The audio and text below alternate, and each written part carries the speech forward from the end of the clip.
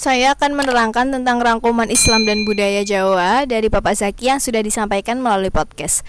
Saya akan menerangkan tentang beberapa rangkuman materi Islam dan budaya Jawa dalam semester 5 yang diajarkan oleh Bapak Zaki melalui podcast. Di sini ada beberapa, yaitu tentang pengantar mata kuliah.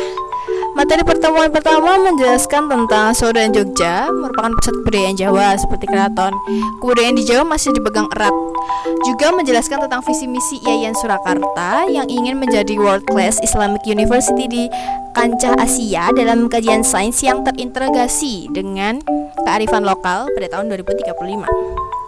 Juga menjelaskan tentang mau sebagai apapun kualitas kampus, tapi harus tetap ada integrasi kearifan lokal budaya. Lalu kita lanjut ke materi yang kedua. Materi yang kedua juga pengertian tentang budaya dan Jawa. Jawa termasuk daerah geografis, orang, nilai-nilai filosofis, etika. Sedangkan budaya adalah suatu cara hidup yang berkembang dan dimiliki bersama oleh sebuah tempat yang diwariskan dari generasi ke generasi. Nilai dan norma termasuk ke dalam budaya. Komponen budaya ada yang sifat materi dan non-materi. Lalu kita lanjut ketiga ya. Yang ketiga itu ada ajaran Islam berbeda-beda, dilihat dari mana ia berkembang dan tumbuh. Agama dan budaya Jawa sebelum Islam datang. Kita mengenal sebutan seperti menhir, dolmen, dan sebagainya. Kepercayaan animisme dan dinamisme. Animisme percaya kepada roh-roh luhur. Dinamisme percaya kepada benda yang memiliki tuah atau nilai mistik lah kita sebutnya ya. Lalu sebelum Islam datang ke tanah Jawa, kita mengenal agama agar ada penuntun. Dulu namanya ada kapitayan, yaitu ajaran yang sesembahan utamanya Sang Hyang Toyo sebutannya. Tokoh mitologisnya adalah Semar. Lalu kita lanjut ke materi selanjutnya. Manusia secara naluri ingin melindungi kebudayaannya, ingin menjaga tradisi, nilai-nilai, dan norma-norma yang sangat kental. Al-Quran dan sumber budaya karena memuat sejumlah aturan dan hukum.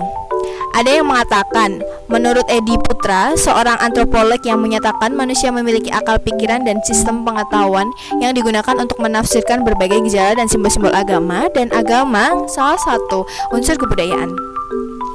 Lalu kita lanjut ke materi selanjutnya. Selanjutnya ada pertemuan selanjutnya, yaitu membahas tentang santri, priayi, dan abangan.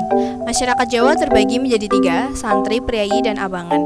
Santri adalah orang yang selalu menggunakan ajaran Islam atau menyematkan ajaran Islam.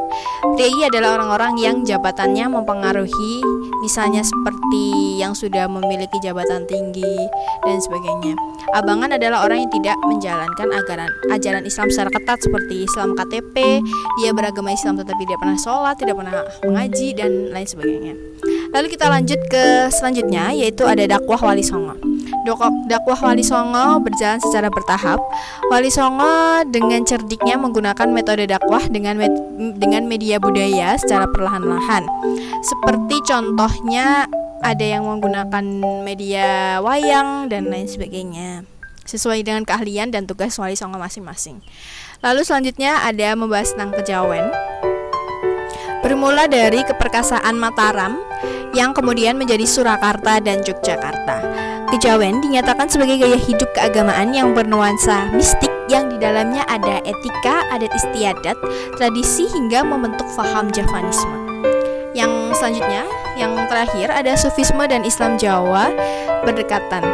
Maksudnya di sini adalah membahas tentang Islam dan Sufisme Jawa yang ada disebut tindakan luhur, tindakan orang yang senantiasa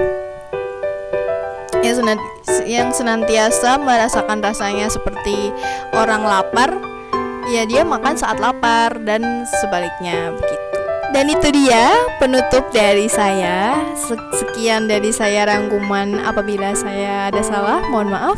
Billahi taufiq wal hidayah. Wassalamualaikum warahmatullahi wabarakatuh. Bye.